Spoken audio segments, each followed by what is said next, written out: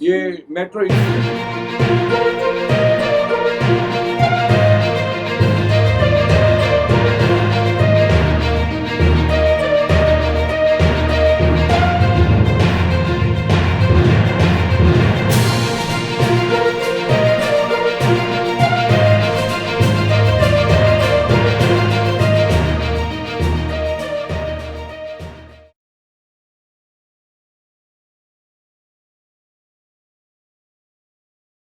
देख रहे हैं वार्तिक टीवी और मैं हूं सुभाष शर्मा। वार्तिक टीवी के इस विशेष कार्यक्रम सियासी चाल भूचाल में आप सबका स्वागत है। सियासी चाल भूचाल का यह कार्यक्रम हम खासकर पॉलिटिक्स को डेडिकेटेड करते हैं और ये वीकली फीचर वार्तिक टीवी का हम लेकर आते हैं आपके लिए, जिसमें कि हम राजनीति की शतरंज पर जो चालें चली जाती हैं और उनसे जो भूचाल उत्पन्न होता है उसको लेकर चर्चा करते हैं। और आज के इस कार्यक्रम के जो सूत्रधार हैं मेरे साथ, वो राजनीति के चाणक्य समझे जाने वाले वरिष्ठ राजनीतिज्ञ पूर्व कैबिनेट मंत्री चंद्रराजजीत सिंह भी हैं। चंद्रराजजीत सिंह भी सियासी चाल भूचाल कार्यक्रम के सूत्रधार भी हैं। मैं इस कार्यक्रम का संचालन करता हूं। तो सबसे पहले हम हमारे गेस्ट जो हैं इस मामले में जो हमारे साथ जुड़ेंगे, चंद्रराजजीत सिंह भी, उनका स्वागत करता हूं। चंद्रराजजीत सिंह भी, आपका स्वागत है। नमस्कार। नमस्कार सुभाष जी, नमस्कार। तो आज का ये कार्यक्रम जिसके कि सूत्रधार आप हैं और आप हमें बताते हैं, हमारे दर्शकों को बताते हैं कि किस तरह की चाल और किस तरह के भूचाल हैं। तो आज मैं मेरी तरफ से केवल एक बात रखते हुए फिर प्रोग्राम आपके हाथ में सौंपता हूं। मैं जानना चाहता हूं आपसे कि जिस तरह से विपक्ष की एकजुटता को लेकर प्रयास किए जा रहे हैं और इसको लेकर कुछ मीटिंग्स भी हुई हैं पीछे दिनों, तो क्या विपक्ष प्रधानमंत्री नरेंद्र मोदी का कोई विकल्प ढूंढ पाने में सफल हो पाएगा? सुभाष जी, आपका प्रश्न बड़ा स्पष्ट है। इसका उत्तर भी मुझे स्पष्ट ही देना पड़ेगा। पहले तो एकता की बात कर ले, फिर अपन विकल्प की बात करेंगे। एक मारवाड़ी में कहावत है, हिंदी में कहावत है, कहीं की ईंट कहीं का रोड़ा, भानुमती ने कुंभा जोड़ा। जो कांग्रेस हाईकमान परिवार की एकता नहीं कर सकता, वो विपक्ष की एकता क्या खाक करेगा? पहले सोनिया गांधी, प्रियंका गांधी और राहुल गांधी की एकता करो, फिर पंजाब में जाकर अमरिंदर सिद्धू की एकता करो, राजस्थान में आकर सचिन गहलोत की एकता करो, छत्तीसगढ़ में जाकर के सिंह देव बघेल की एकता करो। एकता तो होती नहीं घर में, और पंचायती करो दुनिया भर की एकता की। कौन एकता करेगा? तीन यादें, तीनों चीफ मिनिस्टर के दावेदार है, कैसे एक कर लोगे? उत्तर प्रदेश की एकता कैसे करोगे? बिहार में कैसे एकता करोगे? नीतीश का उद्देश्य कुछ और, मुलायम सिंह का उद्देश्य कुछ और, लल्लू का उद्देश्य कुछ और, आप एकता करने चले हो। ये सब एकता फ्रॉड है, इससे कुछ होना जाना नहीं है। एकता तब होती है जब सरकारें बन जाती है, उसके बाद में एनडीए बन जाता है, यूपीए बन जाता है। चुनाव के पहले एकता करोगे, आप कहोगे मेरे 25 एमपी लड़ेंगे, बीजेपी कहेगी मेरे 25, कांग्रेस कहेगी मेरे 25 लड़ेंगी, ममता कहेगी मेरे 20 लड़ेंगे, अखिलेश कहेगा मेरे 25 लड़ेंगे, नीतीश कहेगा मेरे 40 लड़ेंगे। तो आप एकता कैसे करोगे? ये एकता का बुलावा मत दो। पहले अपनी अपनी पार्टियों में एकता करो, उसके बाद एकता का स्वांग भरो। ऐसी एकता नहीं हुआ करती है। हाँ, सत्ता के बाद वितरण करके सत्ता भोगने की एकता का सिद्धांत मैं इसको स्वीकार करता हूँ। पहले एकता हो ही नहीं सकती। अब आपने कहा मोदी का विकल्प, 100 चूहों ने मीटिंग करी, तब एक कहावत बनी, चूहों ने सबने मिलकर क्या, तो एक कहावत बनी, म्याऊ थोर को कौन पकड़ेगा? अरे बिल्ली के मुंह को कौन सा चूहा पकड़ेगा? कैसे मोदी की कल्पना कर रहे हो आप? आज मोदी राष्ट्र का सबसे बड़ा नेता है, विश्व का सबसे बड़ा जननायक है। उसकी बात करने की शैली और क्षमता तुम्हारे पास भाषण देकर के जवाब देने वाला वक्ता तो ही नहीं। मोदी का विकल्प ढूंढ रहे हो आप। कैसे विकल्प ढूंढ लोगे आप? अगर विकल्प भी ढूंढ लिया जाता तो फिर महाभारत के अंदर कृष्ण भगवान दुर्योधन का विकल्प भी ढूंढ लेते, अर्जुन का विकल्प ढूंढ लेते, भीष्म पितामह का विकल्प होता ही नहीं है। सामर्थ्यवान व्यक्ति स्वयं काम करता है। बोलिए जी। तो आपने जो विकल्प नहीं हो सकता मोदी का। 2029 तक मोदी का विकल्प नहीं मिलेगा, क्योंकि राष्ट्रीय सोच ही नहीं है। पार्टियों की रीजनल सोच है, क्षेत्रीय सोच के बाद जाते नहीं है। ममता ने क्या नारा दे दिया, होइबा करने से क्या भारत का देश बनेगा? कोई भी राजनीति के अंदर रीजनल पार्टी का नेता कभी राष्ट्रीय नेता का विकल्प बन ही नहीं सकता। ये असंभव है। इसका भी मैं आपको बता दिया। आप और बताओ मुझे, मोदी के विकल्प के लिए क्या क्या गुण चाहिए, उसकी अपन प्रक्रिया कर लेते हैं। नंबर 1, केवल देशभक्त होना चाहिए। नंबर 2, परिवार का कैदी नहीं होना चाहिए। नंबर 3, आत्मरक्षा में स्वाभिमानी होना चाहिए। नंबर 4, विश्व में नेतृत्व की क्षमता होनी चाहिए। नंबर 5, राष्ट्रीय भक्ति का अप्रतिम उदाहरण होना चाहिए। नंबर 6, साहसी फैसले लेने वाला होना चाहिए। 370 की धारा लगाने लायक आदमी चाहिए। इनका आदमी नहीं है। अब आप कोई हुआ 100 चूहे मिल गए और आप कहते हो मैं उठा और कौन पकड़ेगा? कोई पकड़ने वाला नहीं, चूहे होने वाले नहीं, बिल्ली को पकड़ने वाला नहीं, एकता होने वाली नहीं, ये सब बकवास है। मैं ये चाहता हूं देशभक्ति के लिए, राष्ट्र के हित में अपनी अपनी पार्टियों को मजबूत करो, अपने उद्देश्य को मजबूत करो, अपने प्रांत को मजबूत करो। अगर सारे प्रांत मजबूत हो जाएंगे तो देश ऑटोमेटिकली मजबूत हो जाएगा। अब निकल दूर क्यों रहे? सहयोग क्यों नहीं करता है मोदी के साथ?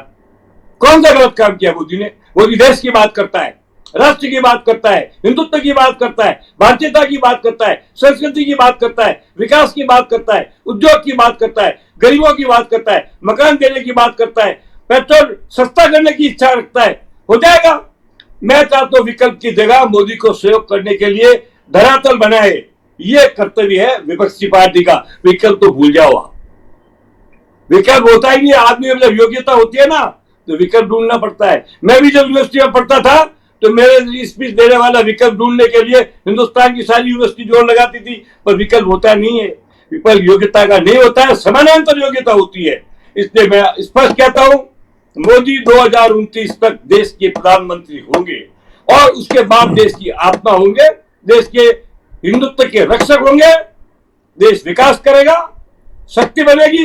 इस कश्मीर के अंदर वो प्रतिशत बदल जाएगा। आप देखो तो सही। ये तो ठीक है, मोदी का पीछे मोदी जैसे लोग नहीं है। मोदी के बाद मोदी के समर्थक मोदी के 10% है। मोदी के बाद मोदी का समर्थन करने वाले आदमी कहाँ है? मोदी के समान उसकी विचारधारा वाले आदमी कहाँ है? उसकी टीम में कौन आदमी है? मोदी अकेला आदमी है। वो एक अमित शाह मदद करते हैं, वो मोदी पर, वो भी मोदी का विकल्प नहीं है। पार्टी में विकल्प नहीं है, गडकरी विकल्प नहीं है। कौन सा विकल्प है मोदी का? मुझे पार्टी में जब विकल्प नहीं है तो देश में विकल्प कहां से आएगा? इसलिए मैं आपसे कहता हूं सुभाष जी, गलत फहमी मिटा दो, सारे देश को संदेश दो, मोदी जब तक है 29 तक मोदी ही रहेगा। मोदी की सफलता देश की सफलता है। उसके सामने विकल्प लाकर, झूठे आरोप लगाकर, ये सोशल मीडिया का काम लेकर के नॉनसेंस करके उसकी प्रतिष्ठा को गिराना, देश की प्रतिष्ठा को गिराना है। जी, तो आपने बहुत विस्तार से इस बारे में बताया, लेकिन मैं जो सीन पीछे दिनों देख रहा था जिसमें कांग्रेस की अंतरिम अध्यक्षा श्रीमती सोनिया गांधी ने जिस तरह का एक दमखम दिखाया और जिस तरह से क्या दिखाया, जिस तरह से पार्टियों को एकजुट करने का एक जो संकल्प सामने रखा कि हम लीड कर सकते हैं विपक्ष को, वो दमखम तो सोनिया गांधी में दिखाई दिया ना। उसके बारे में क्या बुराई है? कल्पना में क्या बुराई? सत्ता लेने का अधिकार हर एक को है। कल्पना करो जो आप खुद अकेले कर नहीं सकते थे, यूं तो कहोगे कि भाई मैं तो कुछ नहीं करता, मिलकर कर सकता तो वही कर लो। सोनिया गांधी क्या है, जो मीटिंग हुई उसमें जो लोग आए उनमें से 80% आदमी एक दूसरे के विरोधी है। शरद पवार को आगे लाओगे शिवसेना मानेगी नहीं, ममता बनर्जी को आगे लाओगे तो अखिलेश मानेगा नहीं, अखिलेश को आगे लाओगे तो लल्लू मानेगा नहीं, लल्लू को आगे लाओगे तो तमिलनाडु नहीं मानेगा, वहां जाओगे तो जयललिता की जो टीम बची हुई है वो नहीं मानेगी, गुजरात में कौन मानेगा? आप बताओ ना मुझे, एकता का आधार क्या तुम्हारा? अगर तुम्हारा एक सिद्धांत, आप स्वयं कहते हो राजनीतिक पार्टी सिद्धांत पर जिंदा रहती है, जब आपका सिद्धांत ही एक नहीं तो एकता कैसे होगी?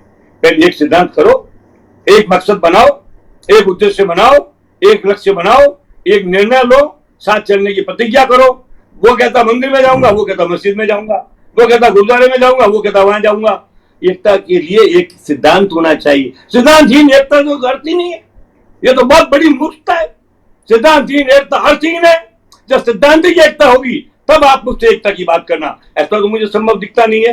भाजपा में एकता है, संघ की बात वही है, मोदी की बात वही है, अमित शाह की बात वही है, जावड़ेकर उसकी गडकरी की बात वही है, योगी की बात वही। एक सिद्धांत, एक नीति, एक लक्ष्य, एक दर्श, इसलिए भारतीय जनता पार्टी में एकता है। इसलिए मेरे मित्र, मैं ज्यादा लंबी बात नहीं करता।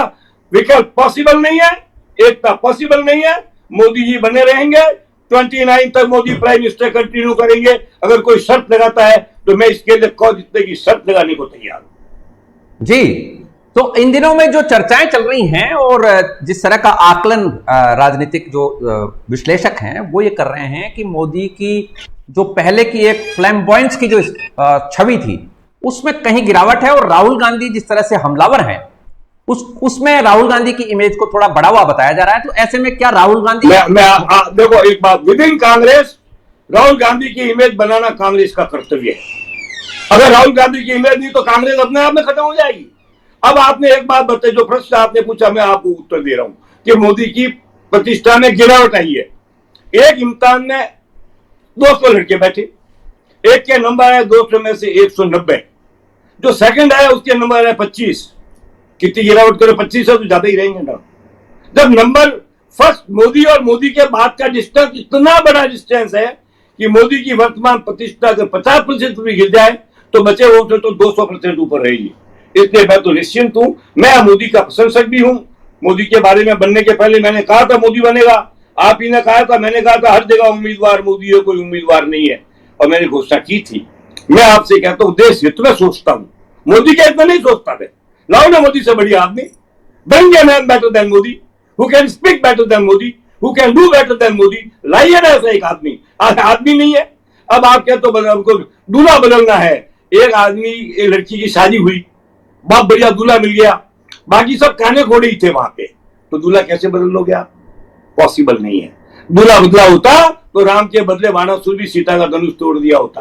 दूल्हे बदले नहीं जाते हैं, दूल्हे योग्यता से बनते हैं, जन्म से बनते हैं, अपनी योग्यता के बल पर, अपनी ताकत से बल पर बनते हैं। इसलिए मोदी जी, आप तो कह रहा हूं, आप निश्चिंत हो जाओ, जिस कदम पर चल रहे हो उस कदम पर चलते चलो। हाँ एक बात है, कश्मीर में आजादी का प्रतिशत बढ़ाने की बात करना चाहो तो मोदी जी मेरी राय ले लेना, 5 साल का टाइम दे देना। मैं श्रीनगर के सामने एक श्रीमान नगर बसाकर 20 लाख सम्मुखता का शहर बसा दूंगा, जैसा सेंचोंग बना चाइना में।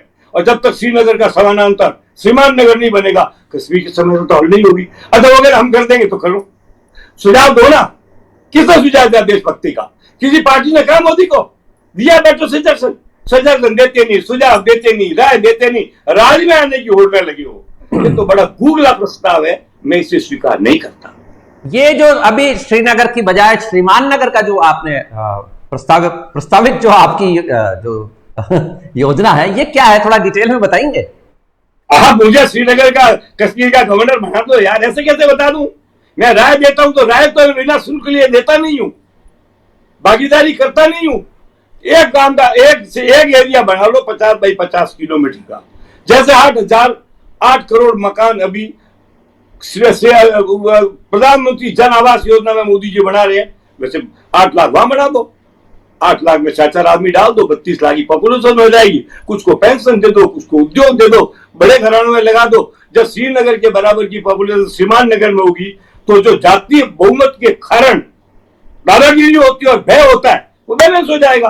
भय बैलेंस हो जाएगा, कश्मीर न्याय हो जाएगा, कश्मीर सर्व हो जाएगा, स्वतंत्र हो जाएगा। आज जब तक झुंड के झुंड एक ही जाति के लोग होंगे तब तक वहां पर एकता, भय का वातावरण समाप्त नहीं करिए। खाली मुसलमान हिंदुओं पर भी यही लागू होता है। पहले सिखों और हिंदुओं का नहीं झगड़ा हुआ था। बहुमत बड़ा खतरनाक होता है, बहुमत बहुत ज्यादा हो जाता है तो ज्यादा खतरनाक होता है। उस समय बहुमत को संतुलित करने के लिए सरकार को नीति बनानी चाहिए। मुझे ताजुब है मोदी जी जैसे आदमी को उनकी टीम के किसी बुद्धिमान आदमी ने राय क्यों नहीं दी। वैसे मोदी जी बहुत बड़े आदमी है राजनीति में। मैंने आपको पहले भी कहा था कि मैं उनको अपना नेता नहीं मित्र मानता हूं, और मैंने आपको इसका उदाहरण दिया। मुझे लोगों ने पूछा कैसे कह रहे हो? अरे भाई जब पहली बार मोदी जी ने मुझे बुलाकर मदद मांगी तो मैं उमा भारती का राष्ट्रीय उपाध्यक्ष था, उन्होंने मांगी, हमने दी, तो मेरे नेता तो नहीं थे ना। उसके बाद सेकंड टाइम नीतीश कुमार के साथ संघर्ष किया तो उन्होंने बधाई दी मुझे, तब मैं जेडीयू का राष्ट्रीय महासचिव था, बीजेपी का तो नहीं था, तब भी वो मेरे नेता नहीं थे। जब कोई आदमी का मैं कार्यकर्ता ही नहीं था, नेता कैसे बन गए? और बिना नेता हुए, बिना कार्यकर्ता हुए मैं मदद करता हूं तो दोस्ती हुई, दुश्मनी हुई? दोस्ती हुई तो दोस्त कहना मेरा अधिकार है। मैं फालतू की चमचागिरी जैसे पार्टी के लोग अपनी कुर्सियों के लिए करते वो करने का आदि नहीं हूं। अब मैं 75 हूं। I have achieved everything in my life. I don't care to be a slave of anybody. इसलिए मेरे दोस्तों, आपने कहा, मैंने एक बात का जवाब दे दिया। आई थिंक अगली बार जो आप उससे पूछोगे भाजपा की एकता के बारे में तो मैं उसके बारे में आपसे बात करूं। बिल्कुल करेंगे इस बारे में। मैं चलते अब लास्ट में एक सवाल और कर लूं मेरी तरफ से कि यदि ये विपक्ष का कुनबा एक हो भी जाता है और यह मान भी लिया जाता है कि कांग्रेस को इसमें लीड करने का अवसर विपक्ष देगा, तो क्या राहुल गांधी को विपक्ष के ये बड़े नेता स्वीकार कर लेंगे? पहले तो राहुल गांधी को पूरी कांग्रेस प्रियंका सोनिया से स्वीकार करे। उसके साथ तो घोर अन्याय कांग्रेस ने हुआ है। जब भी वो आगे बढ़ा तो कभी प्रियंका आगे आ गई, कभी कोई आ गया। जब भी वो निर्णय लेता तो निर्णय बदल दिए जाते हैं। राहुल एक सच्चा आदमी है, सच बोलता है, कड़वा बोलता है, बोलने में कभी उनका संतुलन बिगड़ सकता है। और राहुल गांधी जब तक कांग्रेस का ही नेता नहीं बने तो देश के लोग क्यों नेता मानेंगे? इसलिए पहली बात तो यह कि सोनिया गांधी को बिना सोचे समझे, बिना विचार किए, सबको अलग करते हुए राहुल को सर्वाधिकार देने चाहिए। सत्ता परिवर्तन का, सरकार परिवर्तन का, प्रांतों के नियंत्रण जब तक वो नहीं देंगे, राहुल गांधी के अलग को है ही नहीं इनके पास। बताओ आप, राहुल गांधी अल्लाह कौन है? राहुल गांधी का रास्ता किसने रोका? कांग्रेस ने रोका है, भाजपा ने नहीं रोका है।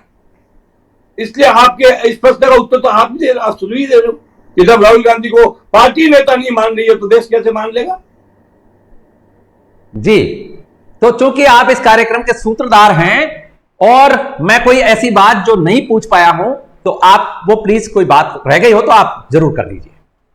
मैं तो यह कहता हूं कि सब पार्टियों को नैतिकता के रास्ते पर चलना चाहिए, ईमानदारी और चरित्र की रक्षा करनी चाहिए, देशभक्ति और भारतीयता को सीखना चाहिए। अगर लाल बहादुर कांग्रेस का भी कोई बात सिखाता है तो सीखो, नेहरू विकास की बात सिखाता है तो सीखो, अटल बिहारी वाजपेयी सड़क की तरह विकास की बात करते तो उनको सीखो। सब प्रधानमंत्री और नेताओं के श्रेष्ठ गुणों को मिला करके इस देश को गुणवान देश बनाओ। बस इतना ही मैं कहना चाहता हूं।